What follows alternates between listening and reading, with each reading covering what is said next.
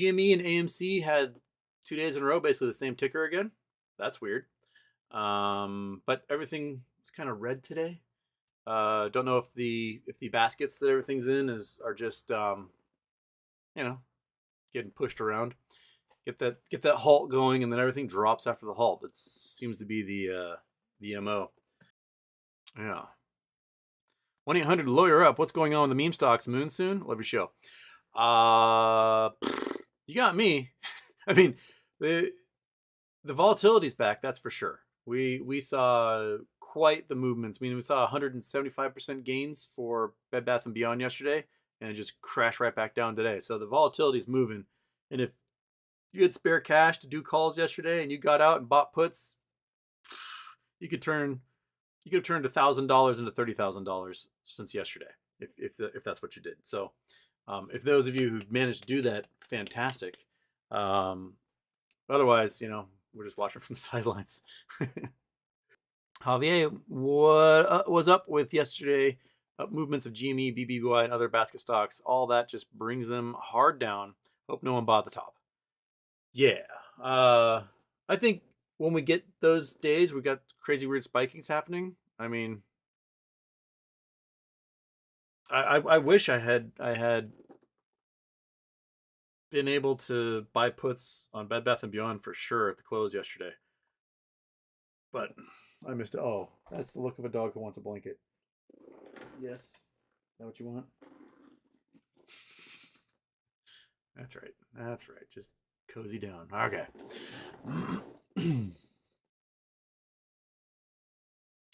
Cheshire K, are algorithms a real thing in the market, and who controls them if they are real? Ant Trades thinks AMC will squeeze due to cycle of algorithm. The algorithms are usually set by some quant, some nerd at a hedge fund, a market maker, whatever. And they sort of, it's a lot of if then else. It's like, if it's doing this, do this, or else do this. And so it's going through these checks and balances, and they've got, buy levels, sell levels. If too many stocks going this high, we need to sell this much and bring the price down. So these algorithms can be quite complicated. And for the most part, it's a set it and forget it. Unless something weird is happening, and then they'll probably have the quant go look specifically at the trading computer to see what's happening and if it needs to be overridden by a human. But for the most part, the whole point of those algorithms is that some nerd writes the program, hits enter, and doesn't have to look at it again for years, and just shaves money every single day off the top of whatever trades they're doing, and they just make money as time goes on. So it's when stuff gets out of whack. Like I wouldn't doubt, January 21, the quants had to go to the algorithms and start unplugging stuff. Just go, stop. We're gonna die. So whether AMC will squeeze due to an algorithm, I mean, again, when the algorithms get weird, you just unplug them, and that's it. Kyle Q, would you recommend selling before merger of AMC and Ape if you just had to take a guess right now? And what would be your opinion on that? Personally, I think if you want to make money off of this recombination of the stocks and the reverse split, you just buy a bunch of Ape. The Ape is cheaper than AMC, and if they merge, they'll probably adopt the AMC price, and it'll be worth more than what you paid for it. So that's how I make money off it. I don't know what the price action is going to do after the merger, but there is going to be a huge sale of stock by AMC so they can pay off their debt. They're going to issue 100 million shares, 200 million, a lot. And the goal will probably raise between $3 and $5 billion to either pay off all their debt or a majority of their debt. And I think if AMC can pay off their debt and get rid of interest payments right now, they could be a profitable company. Interest payments are, I think, what are killing them at the moment. So, hey, there it is, 476. It just updated there. Okay, so we're almost halfway there. 47.6% of the way. Just took a moment for it to update. Anxiety Lord, thank you. Thank you for your anxiety lording and donations. There we go. It's YouTube's a little slow in the uptick for the charities today.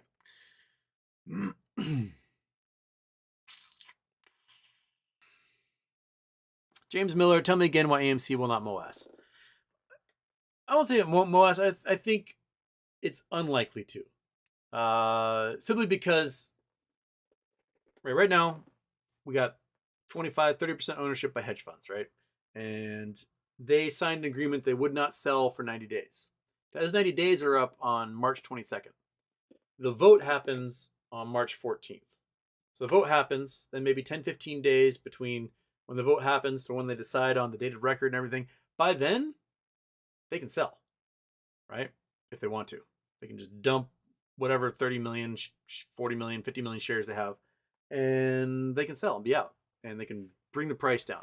Okay, recombination happens, price goes up. Maybe they wait until then to sell.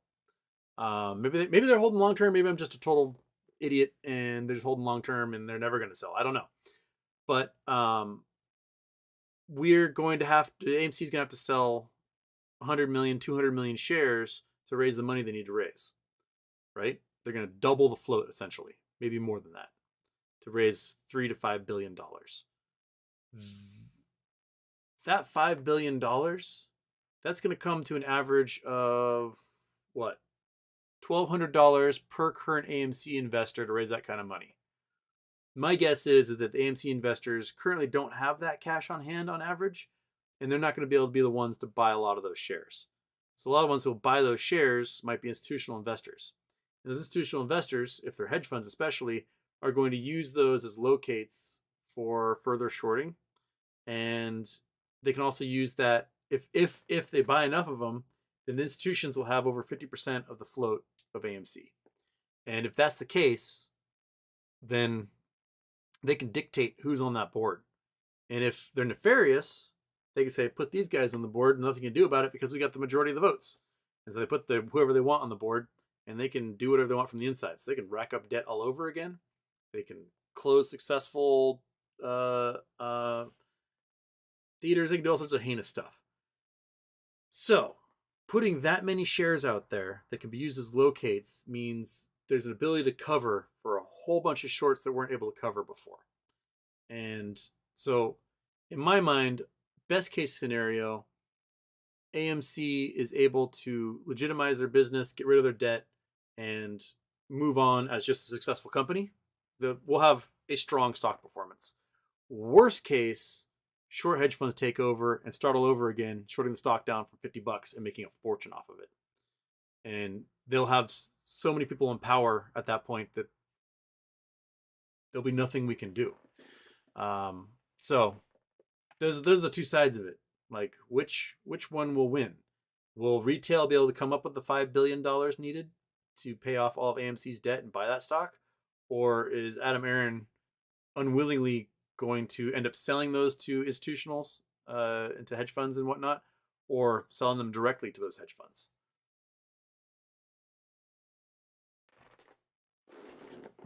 I don't know, man. I don't know. But providing so many shares that can be used as locates or as borrows does not help us in the end for MOAS. Citizen 54, if RC intervenes, wouldn't it imperil MOAS? I think GME needs to play dumb and pretend they didn't see it coming. Is there precedent to interfere? Yeah. I mean, Overstock did it. Overstock complained about short sellers, naked short selling for years. And finally was like, you know what? T0, baby. And they launched that sucker and they trapped them. And the shorts sued saying, you can't do that. And the judge was like, yeah, they can. You know, your job is to make as much money for your clients as possible. Their job is to make as much money in value for their shareholders as possible. And if they're combating your manipulation with one of these crypto dividends, there's nothing you can do about that. You're screwed. So yeah, you can step in. I mean, we see it with the CEO block. The CEOs are all saying, hey, we're being shorted like crazy, and it's all legal and it's all naked and it's not legit, and we're going to do what we can to fight them. So I don't see why someone who's a little bit larger cap can't jump in there and do the same thing. And Ryan Cohen's talked about these shorts before. You know, he did little emojis like shorts are dead or whatever. So he's talked about it like circuitously, but he has not gone after them directly. I don't think if he did, anyone would care. The shorts might be mad, but who cares what they think? They're a bunch of assholes. And, you know, GME can lawyer up just as big as they can and then win all their money back from them. EMS, how come Boss Blunts has the opposite opinion? He's convinced about AMC, but so are you. Can you explain the difference? Honest question. I mean, I think some of the guys who are raw AMC, they put a lot of trust in Adam Aaron to do the right thing.